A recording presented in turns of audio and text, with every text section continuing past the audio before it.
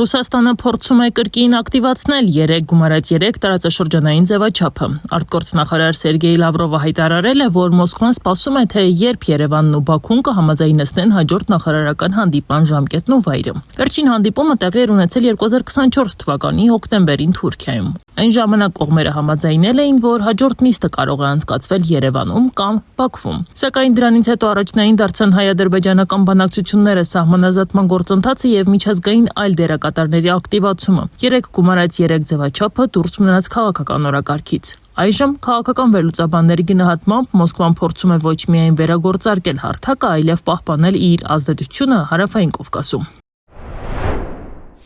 Ռուսաստանը կարծես թե փորձում է առաջիկա հնարավոր զարգացումներին ընդառաջ որոշակիորեն ապահովագրվել Կովկասում մարտահրավերների նոր ալիք ունենալու վտանգից։ Պադալյանի խոսքով Ռուսաստանի այս ակտիվությունը պետք է դիտարկել նաև Ուկրաինայի պատերազմի համատեքստում։ Նրա գնահատմամբ Մոսկվայի համար կարևոր է, որ Հարավային Կովկասը չվերածվի նոր լարվածության օջախի։ Միաժամանակ Ռուսաստանի համար առանցքային հարցն այն է, թե որքանով կպահպանվի իր ներգրավվածությունը տարածաշրջանային գործընթացներում։ Մարտահրավեր դա կարող է լինել, եթե այդ process-ին Ռուսաստանը լինի առհասարակ անմասն, բայց ես չեմ կարծում, որ այդ process-ին Ռուսաստանն անմասն է, եւ դրա վկայությունն այն է, որ օրինակ հենց Մոսկվան կարողացավ Բաքվի հետ պայմանավորվածությունների շնորհիվ գործարկել երկաթուղային անցումը Ադրբեջան, Վրաստան, Հայաստան տրամաբանությամբ։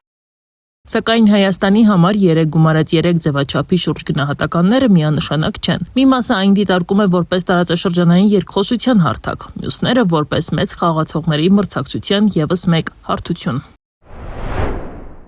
Վերջին շրջանում Մոսկվայի ներգրավվածությունը Հարավային Կովկասի պետությունների գործերին եւ այստեղ իր ազդեցությունը պատմական մաքսիմումին է գրեթե հասնում եւ սա բնականաբար մտահոգում է Մոսկվայի համար սա թե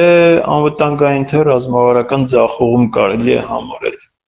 3 գումարած 3 ձևաչափին մասնակցում են Հայաստանը, Ադրբեջանը, Ռուսաստանը, Թուրքիան եւ Իրանը։ Վրաստանը շարունակում է չմասնակցել Ռուսաստանի հետ ունեցած հակասությունների պատճառով։ Պողոսյանի խոսքով Հայաստանի համար առանցքային հարցը ոչ միայն մասնակցելն է, այլև սեփական շահերը պաշտպանելը նման ձևաչափում։ Նրա գնահատմամբ վտանգ կա, որ Երևանը կարող է հայտնվել ավելի նեղ տարածաշրջանային օրակարգում։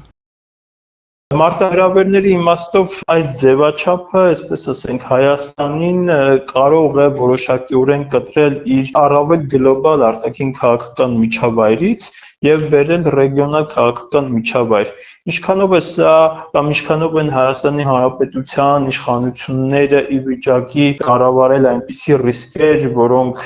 կարող են առաջանալ տարածաշրջանի դոմինանտ կողմերից, սա արդեն քննարկման այլ նյութ է։ Փորձագետների գնահատմամբ 3 գումարած 3-ը դեռևս ավելի շատ քաղաքական քննարկումների հարթակ է, քան գործնական համագործակցության մեխանիզմ։ Սակայն Մոսկվայի վերջին հայտարարությունները ցույց են տալիս, որ Ռուսաստանը փորձում է այն կրկին դարձնել Հարավային Կովկասի կարևոր բանակցային հարթակ։